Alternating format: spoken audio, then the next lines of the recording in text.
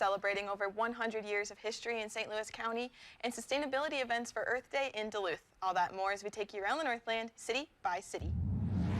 We start at the Apostle Islands National Lakeshore, where they are asking for public feedback on new trails.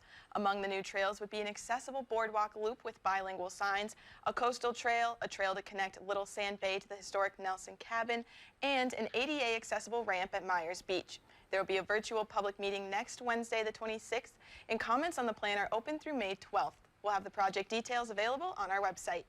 Next, we head to St. Louis County, where the Historical Society is celebrating over 100 years.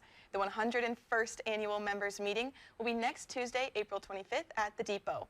The event is free and open to the public. A UMD professor will be giving the keynote speech on the unrelenting honesty of objects. The event will begin at 5 p.m., and for those who have paid their dues, there will be a business meeting following the speech.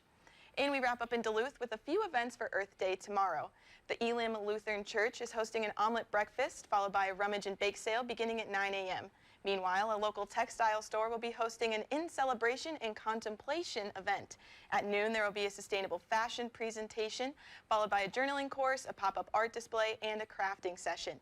Those events will run from noon until 4, and additionally, there will be the first EcoFest event at Clyde Ironworks from 11 to 3. Admission is free, and there will be several local businesses discussing sustainability throughout the city. We'll have details for all these events on our website. And as always, if there's something going on in your neighborhood that you think we should know about, send us an email and it might be featured as we take you around the Northland, city by city.